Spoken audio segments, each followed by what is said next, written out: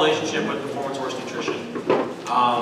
One thing that I always talk about with performance horse nutrition is, as long as I can ever remember being part of DAC. You know, we were talking earlier when DAC used to be at the Dutch Valley restaurant, then it used to be over across the street from our house, and now we've moved up here. And as you can see, we're fulfilling this area pretty tight, and hopefully in the years to come we can grow it and allow us to grow out of this area as well. But all I can ever remember is Dr. Tania Cubitt at all of those DAC days. Ever since we became, when my father became the owner of the DAC company, it was very short after that they brought on Dr. Stephen Durham and Dr. Tania Cubitt. We actually did our company trip this year, and we were able to take Dr. Tania Cubitt on our company trip. So if you guys want some funny stories, let me know. I can fill you with those after. But with that being said, we value our partnership very, very much so with Performance Horse Nutrition, so I will turn it over to her.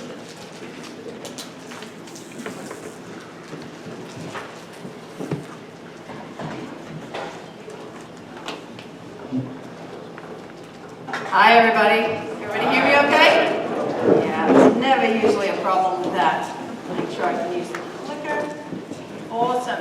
Well, I am excited to be back, and I do. Every time I see RJ and I see him up here, and I've commented to Randy, he's doing such a great job. When I first met RJ, he was just such a little kid, running around the office, you know, never saying much. And now look at him. I do have this kind of big sister thing with him, and I'm quite proud of all the things that he's doing. That's just a little side note. So we'll get back to it now.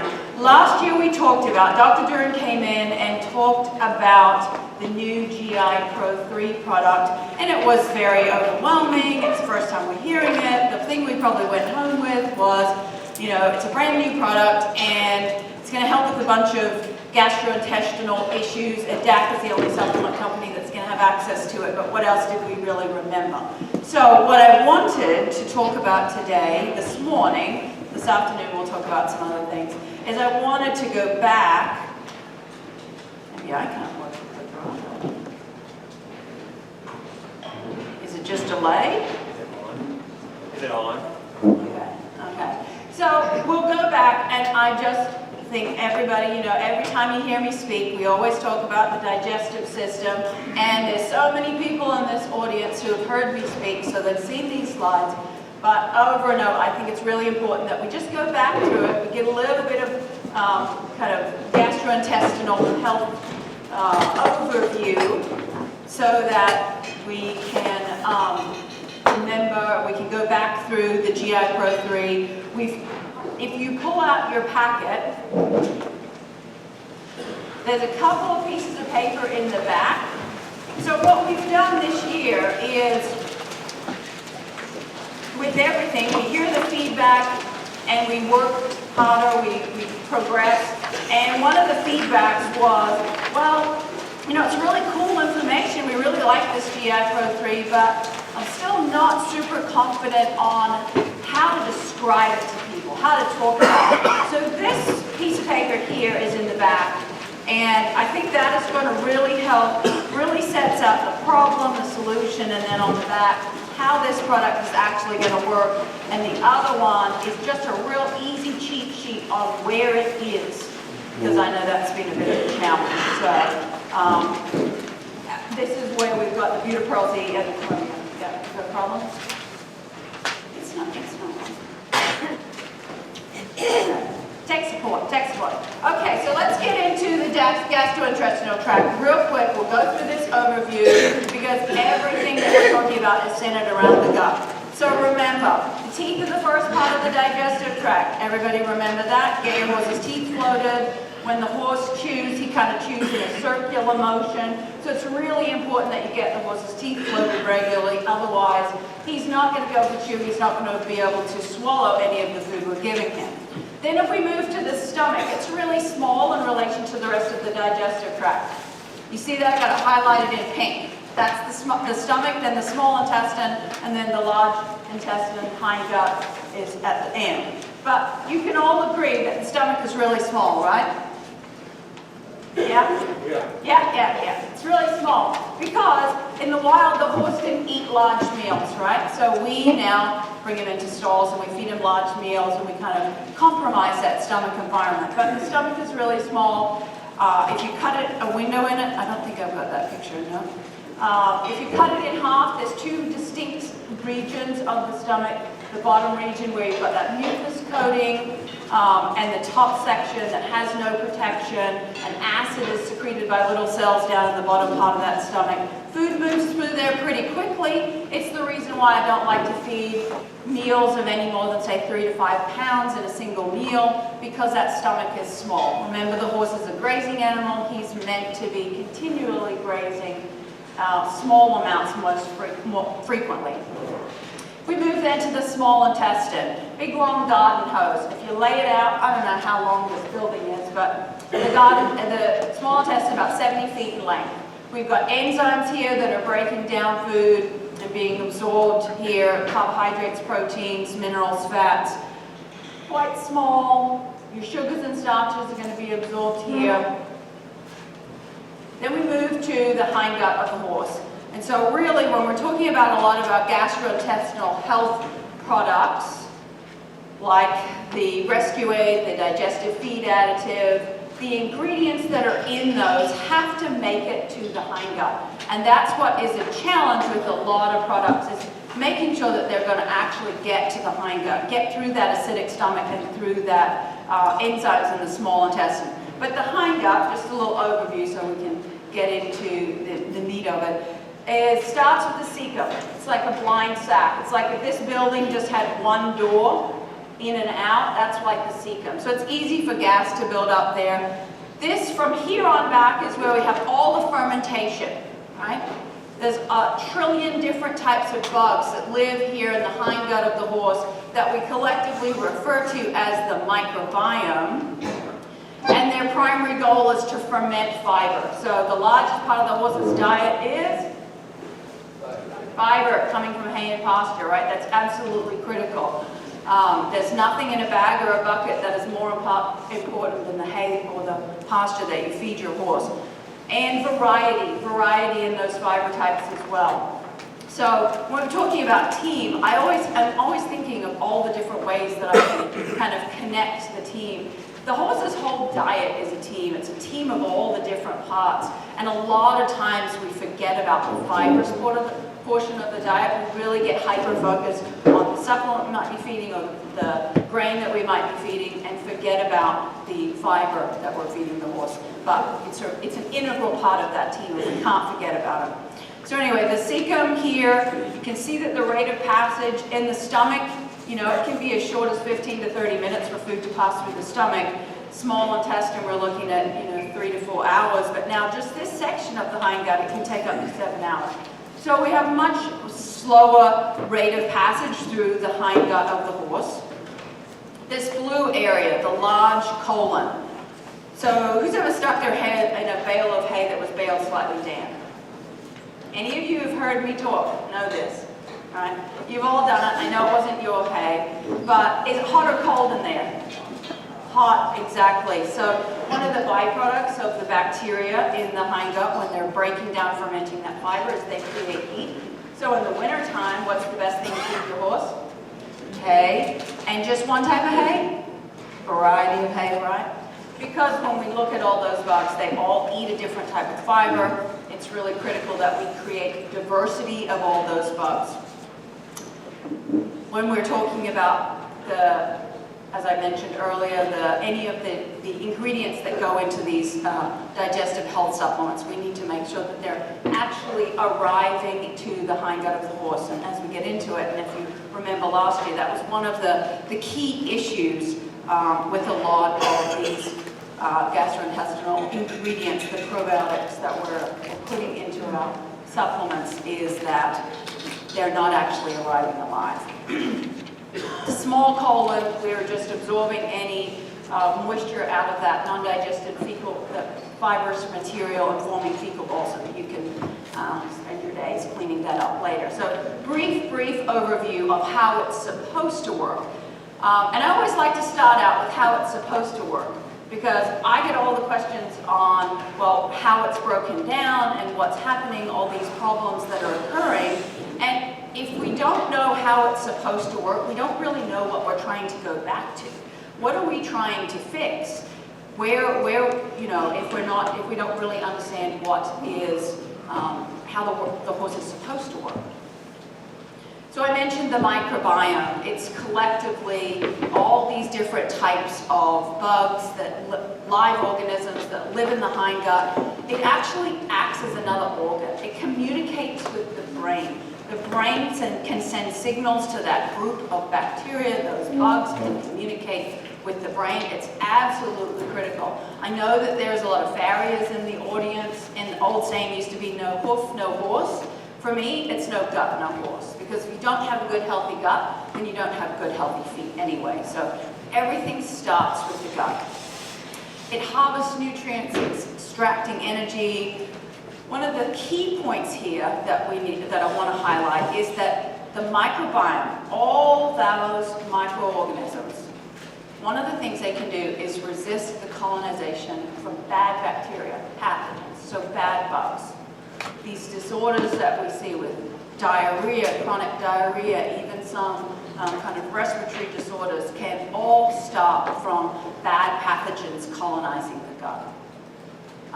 The 70% of your immune system starts in the gut, okay? So it's absolutely critical that we do everything in our power to keep the gut healthy. I remember our next speaker that's going to come up. I'm so excited to hear Jenna Antonucci speak. But I remember years ago when I first started working with her, and gut health has always been such a huge part of our program, and she would take these thoroughbred horses that have, you know, just a predisposition for not having great feet anyway from New York, and take them to Florida and take their shoes off, change their diet, really excellent quality hay, the DAC digestive feed additive, and her farrier just couldn't understand why the horse's feet grew so quickly. You know, their hoof quality was just amazing in a horse that already has a genetic predisposition for not having great feet. So in good programs, gut health is the center. We've talked about how we have this breakdown in the hindgut. You've heard me talk about leaky gut. On the, I think would be the left-hand side, you can see the little triangle that says healthy gut. In the hindgut of the horse, there are these little cells that line the intestinal wall. And they're meant to stay tightly squeezed together. If you put your hands together, you can even interlock your fingers. Those three little lines there are representing what we call tight junctions. You can think about them like Velcros. And they're meant to keep those cells tightly squeezed together so that nothing's flowing down between those. Again, that is in a normal, healthy horse that doesn't have stress in its life, that eats a wide variety of different fibers. So how many horses did I just describe? 0. All right. The majority of our horses just have some small to, you know, large amounts of stress in their life. Live in stalls, we trailer them, we ride them, we do all these things that stress them, but that also is part of horse ownership. So, you know, I used to think, well, how can we take all the stress away from these horses? That's the key. We've got to take all the stress away, and then all these problems will go away. And that is just impossible.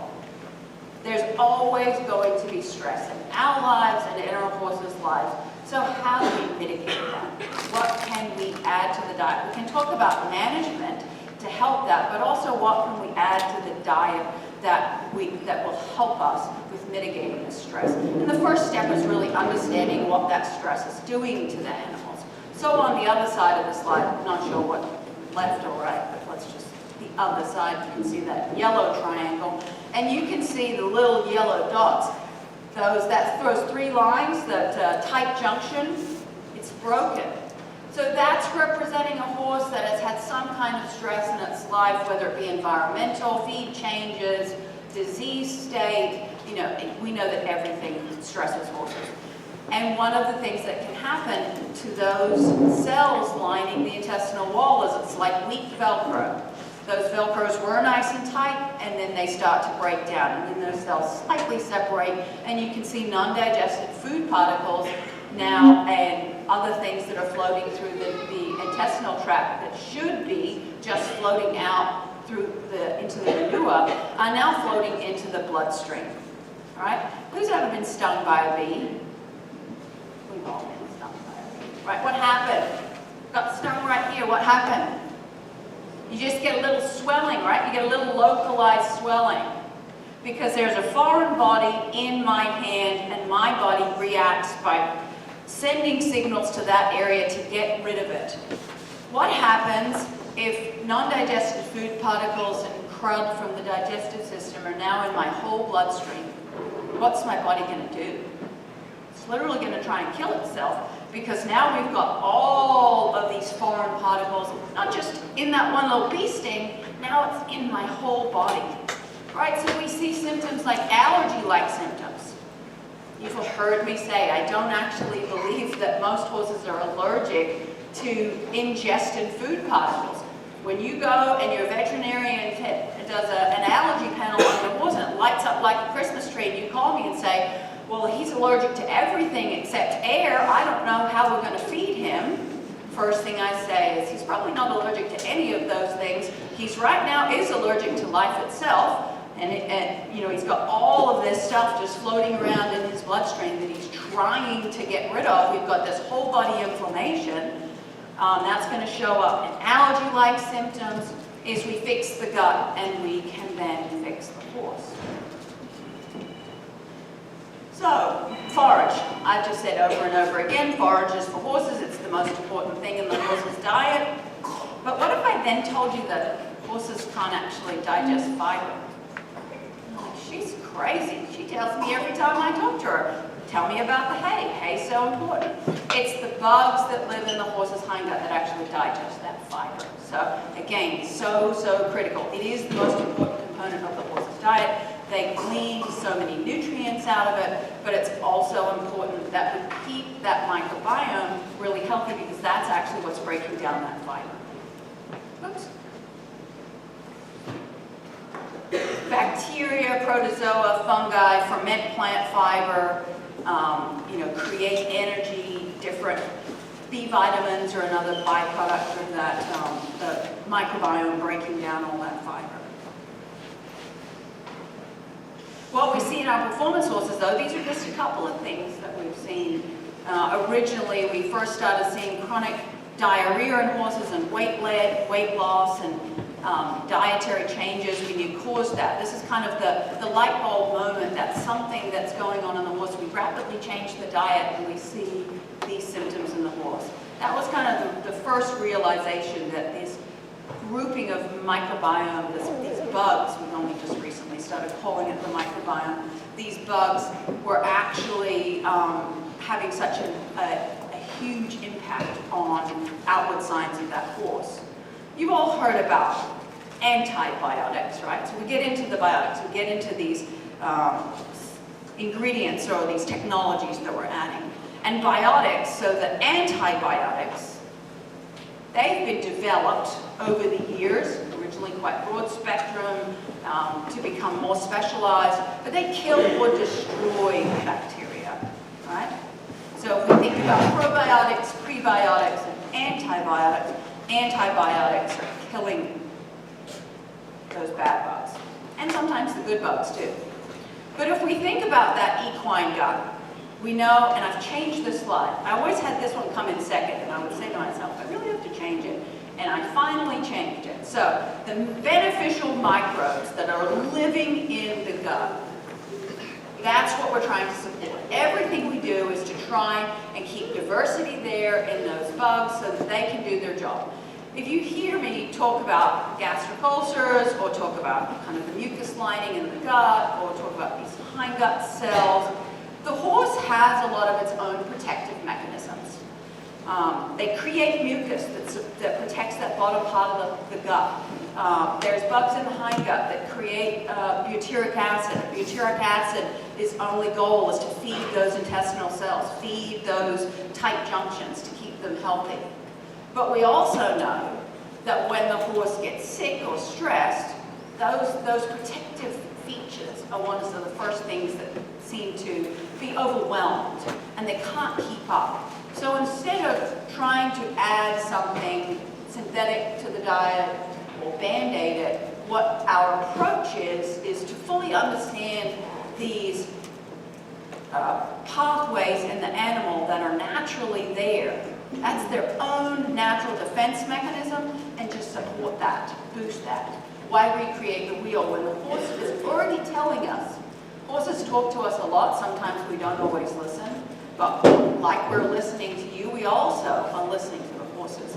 And we've investigated and we're understanding these natural defense mechanisms, and we're really just trying to boost those. So these beneficial microbes, we're trying to boost those by adding probiotics to the diet, or prebiotics. So probiotics, the definition of a probiotic is that it is a live microorganism, right? And science has evolved. We're not just adding random live microorganisms to the horse, we're adding live microorganisms that actually ones that horses need. It's why we don't cross and say, okay, this is a probiotic for a dog. Oh, I've got extra, I'll just feed some to my horse. Or probiotics for me.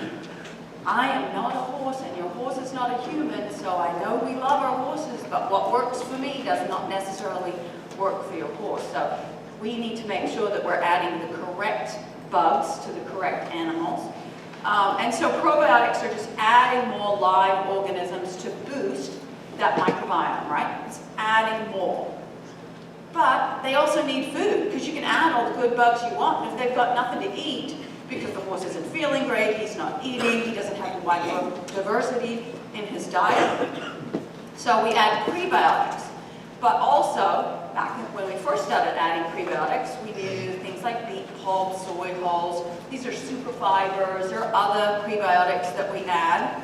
But now we're making it even more specialized, that we're adding the correct prebiotics, the right food. This gentleman down in the front, he hates Brussels sprouts. I have no idea, but I'm just going to say he hates Brussels sprouts.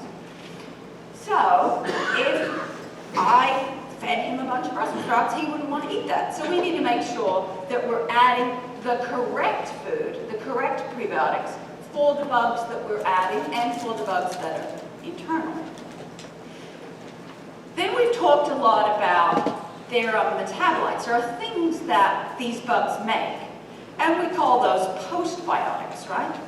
There's B vitamins, there's butyric acid. These are just metabolites that those bugs make that confer a health benefit to the horse. But technology has gone one step further. And you can Google, if you Google, you can go online and you can find research paper after research paper on prebiotics and probiotics and microbes and postbiotics. But this new term that Dr. Duran did float last year, and I said, you can't say it too much because it's just overwhelming, this proteobiotic. And we'll get into that, and I really want you to, in super simple terms, understand. But again, back to why did we do this? There was a research study published in 2021, and it actually was a review, and there are some other research papers that they had looked at, evaluating commercial probiotic supplements, right, that are available. I mean, they actually, in the study, list all of the probiotics that they evaluated. And what they evaluated, they took 11, they randomly selected 11, and they evaluated that claim. So the guaranteed analysis, that law-abiding label, that guaranteed analysis, when you put it there, it means that's a legally binding document. Unfortunately, none of them met the label claim. So either they were the wrong bugs or all the bugs had died. And there were lots of different reasons why. You know, I don't actually believe that companies are just out there trying to scam us by putting dead bugs in there. I think that it's transport, it's heat, it's shelf life. There's so many different things. But again, knowledge is power. We know that all of these things are detrimental to probiotics, and most probiotics that you actually buy for yourself, you're supposed to put in the fridge anyway. And that's really where we partnered with Chemin Industries with this problem. The problem is horses go all the way back to the horse, right? There are these symptoms that we're seeing in horses, this chronic diarrhea, these allergy-like symptoms, this change in behavior, that we cannot equate to just gastric ulcers. We need to step back and stop focusing just on the stomach. But this little horse is just not doing well, and what we've got on the market right now is not working. Right? The solutions that are available just aren't meeting the mark. So how can we work as a team? And who is the partner best suited to providing this to the general public and the horse owner? And so that's where you have this PHN, Chem, and DAC relationship. And the solution so far, first step, is GI Pro3, and this will be evolving. As we learn more, this is not going to be a stagnant product. This is going to continue to evolve. And this is where we have this term, proteobiotic. So we're not just a postbiotic or a probiotic or a prebiotic, but a proteobiotic. And I told Steve he wasn't allowed to say it more than once, and I just in 1 second said it 4 times. Proteobiotic. And this is where you pull out this sheet as well. And we can chat more, and all of you dealers know that every month I have a dealer webinar, and you don't have to have an internet connection. All you need to do is have a phone, and you can get on and listen. If you're a new dealer and you think, oh, I've missed out, there's so much available, but we will go into this in more detail as well. But the cool thing about these proteobiotics is they can change the bad bacterial population by, I'll say, quorum sensing. That's the only time I'm going to say it. Michael says it to me all the time. What are you talking about? You can't say quorum sensing. It means nothing. What it means is the communication between cells. So these bad bacterial cells, the proteobiotics, this GI Pro3, it can interfere with the communication. So these bad bugs, when they're proliferating in your gut, trying to take hold, they are so effective at seeing your weakness, seeing weaknesses in the gut, and capitalizing on that. And we're going to go there, and they'll say, hey guys, here, all the bad guys, come over here, and we're going to proliferate here, because this is a weak area.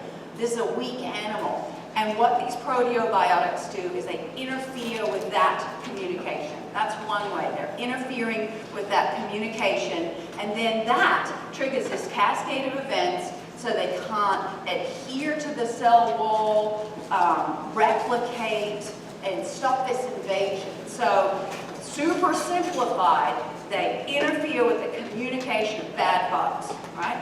That is something that our postbiotics and our probiotics have not been doing. This is a new class. So hopefully that is the thing you go home with. They can interfere with communication. It's that 3-strain proteobiotic strain. So again, it's a team. It's a 3-pronged. 3 is better than 1. Individually, they're all great, but if you put them together as a team, they're even more successful. We know that they also, all of those things that we talked about earlier, the pelleting, the manufacturing, they survive. We tested all of that. We talked about that last year, and I think that that was made pretty clear, that we overcame all of those kind of manufacturing shelf life issues. But what I really wanted to get across is more, how is this actually working? How are we doing this? The acidity in the stomach, unlike the cow, feeding these gut health supplements to cows is easy. They have to open their mouth and swallow it, and then we're right there where all that microbiome live. But in the horse, you've got to get through the stomach and the small intestine. So again, if you've got a bunch of cow supplements and you think, oh, I'm just going to feed these to my horse, they won't work, right? The horse is a lot more complex. We know that day in and day out. Horses just try to trick us at every level. Shelf life, again, this isn't a product that we have to worry about shelf life, because actually it's the acid in the stomach that peels away that outer coating that kind of activates that. So sitting in a meal, sitting in a pellet, in a tube, in a paste, the shelf life is quite long, so we don't need to worry about that.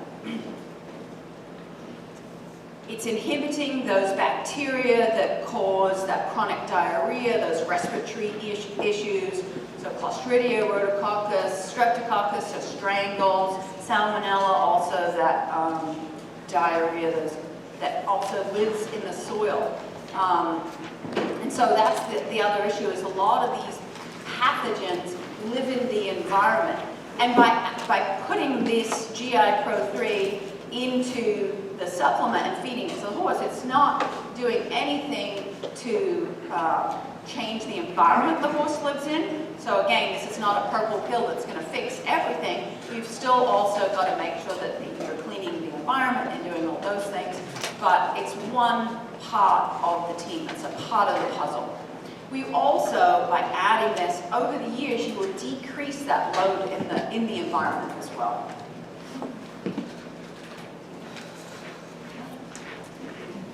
So I want to get to here, because here is actually, I've broken down this little gray piece of paper. Because I want to give you tools. Not only do I want to give them to you, but I want you to understand how to use them, okay? So we broke this down into what's the problem? What is going on? Is your horse at their best? And you can pull it out and we can go right through it here.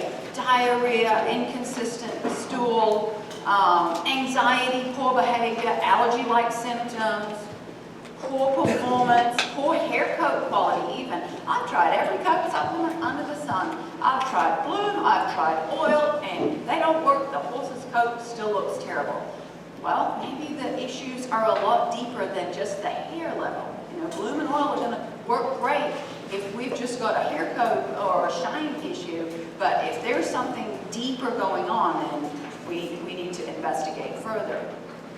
Stress, diet, the environment can impact your horses. You can show this to your clients. You don't have to be the expert. You can follow along with this and show them so you can explain to them what's going on. You know, the GI tract, the gastrointestinal tract, we've said, is responsible for absorbing nutrients, fiber passage, more than 70% of the immune system. So when your horse is in a disease state, we know that potentially the gut is breaking down. Again, you're showing this to your clients.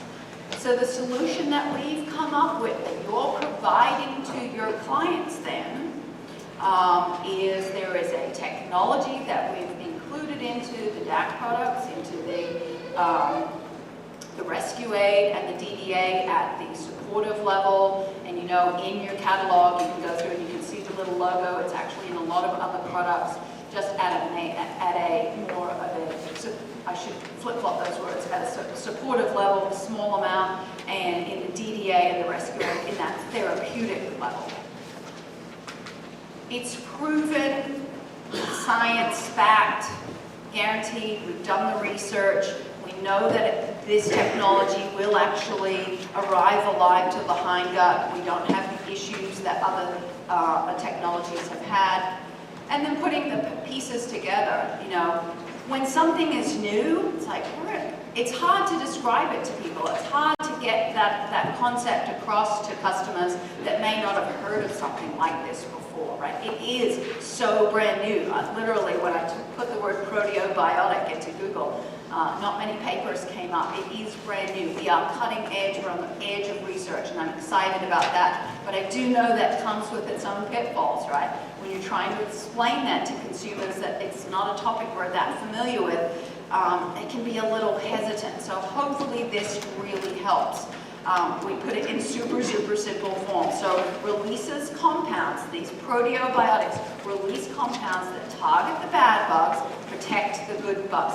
By stopping that communication, can also release proteins that have anti-inflammatory benefits and promote intestinal health. So if you want more details, more in-depth details, we can certainly provide those to you. But I really hope that this will be a very simple tool that will help you with the sales of products that have this technology in there, and know that you guys are the only supplement company that have access to this, right? Now, if we want to get into the proteobiotic, prebiotic, probiotic, you can explain it to them here on your sheet. So, I think I've got 57 seconds left if you have a question, and I will be back later for the Q&A as well. Yes, sir?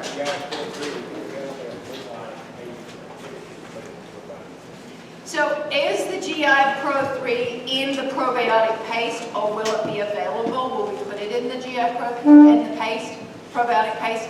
No, we talked about it, and we have it in the Rescue Aid paste, and we're continuing to discuss. So if that's something that you all think, yeah, I'd love to have it in the Pro paste, we could certainly look at putting it there. The probiotic paste, for any of you that aren't that familiar with it, it's just probiotics, just live microorganisms. We recommend that if a horse has been on antibiotics or even young growing foals. Yes, ma'am. When we were talking about the first indications that something is wrong, how about color of manure? Is that a big indicator of something? That is a great comment. So when I was talking about the symptoms and the indicators that maybe something's wrong, her question, we typically look at kind of the physical form of manure, but she was asking about the actual color of the manure. And certainly, color is more indicative of change in feed, but smell even. I know I have beef cows, and I started feeding them a bunch of corn, and their manure is very acidic. So certainly if there is more unpleasant smells, I mean, we're horse owners, we like the smell of poop or we wouldn't be in the business, but you know, if it was a more unpleasant smell, it would certainly warrant investigation. Maybe one more question, and then we'll do the rest later. Can't see any, maybe no. Okay, well, barbecue, and then the main event. Thank you very much, Tania. Hopefully that reiterates a little bit on the GI Pro3.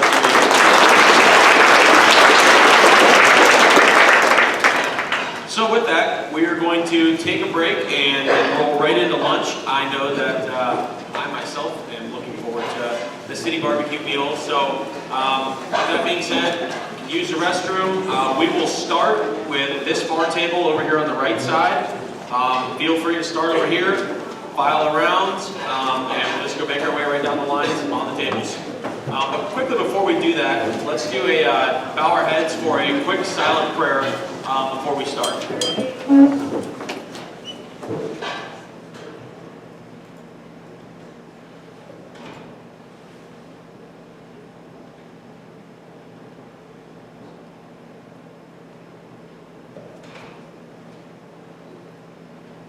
Amen. All right, so bar table over here.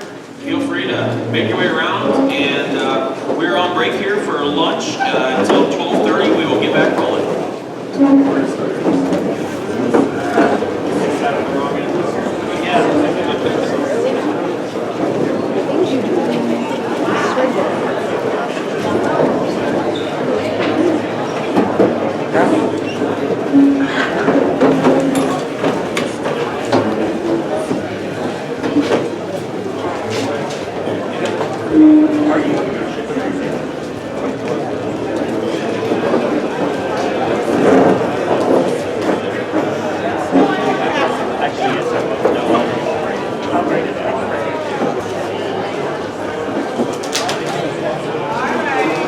Yeah.